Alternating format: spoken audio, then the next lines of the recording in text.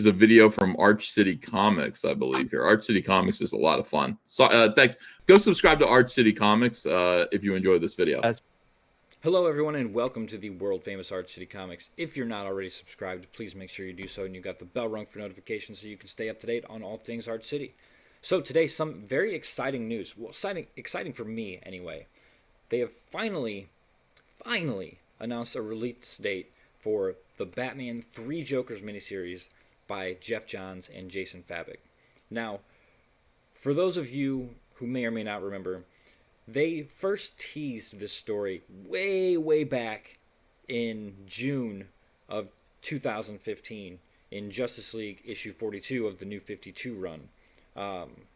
Batman gets in, he's sitting in the Mobius chair, and he asks two very important questions. One, who killed his parents? And the second being, who is the Joker?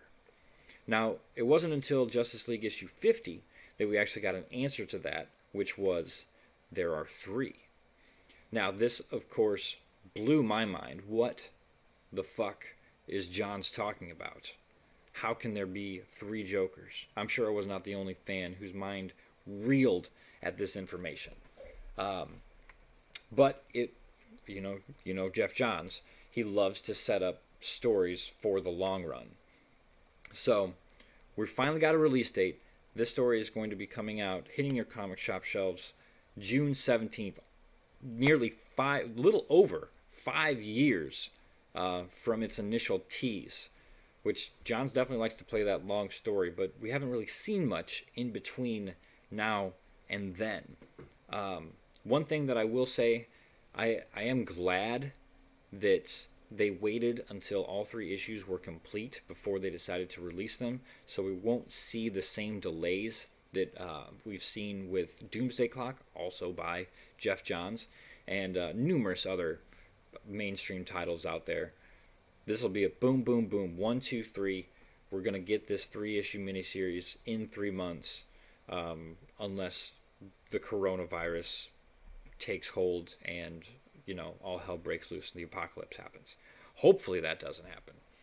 But recently Geoff Johns and Jason Fabok sat down with Entertainment Weekly, and they gave a little interview and kind of, I won't say spoiled anything, but they did tease some stuff out. One thing notably that stuck out to me was this quote from Johns here. He says, "The world doesn't need just another Batman Joker story.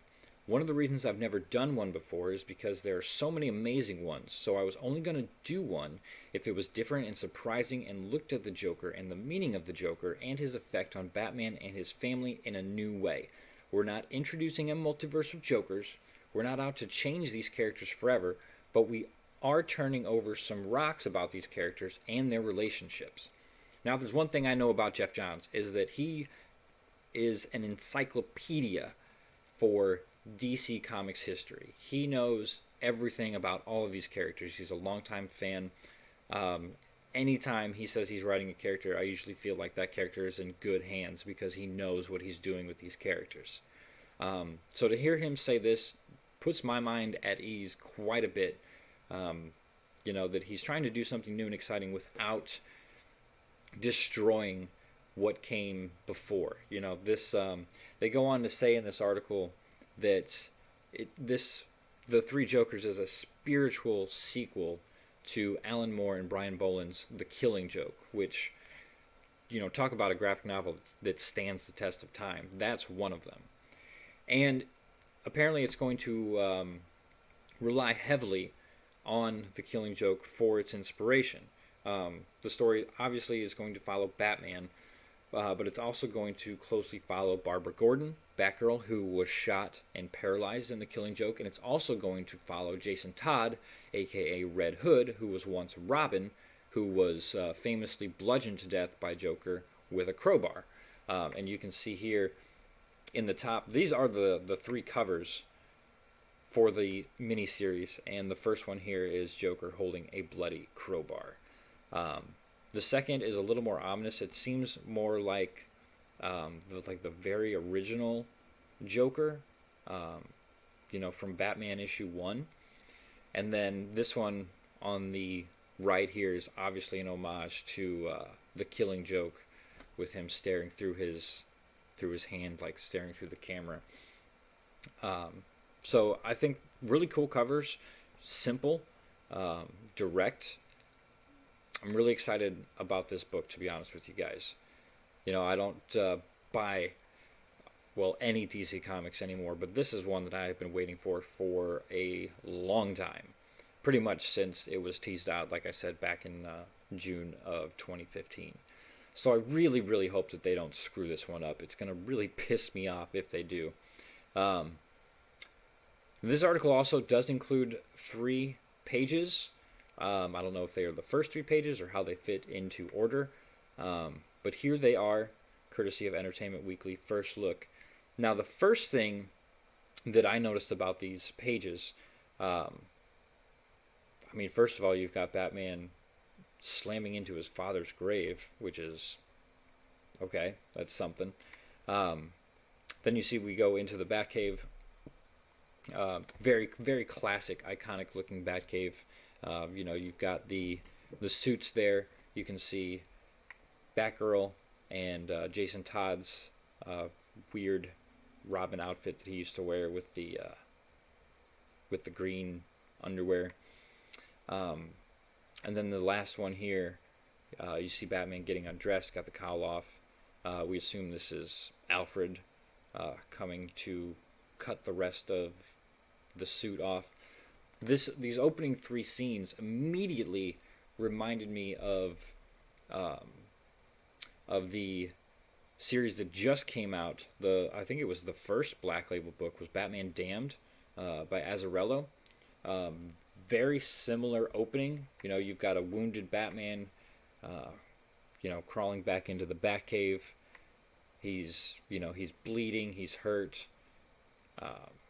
You know, we have Alfred here, who is apparently dead in actual continuity. So I'm curious to see where this is going to actually like fall in. But I also know that DC doesn't really give 2 fucks about continuity anymore. So who the fuck knows, really.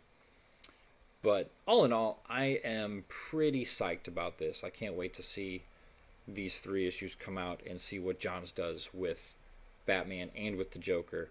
To my knowledge, the only other Batman that Johns has written would be the Earth 1 graphic novels.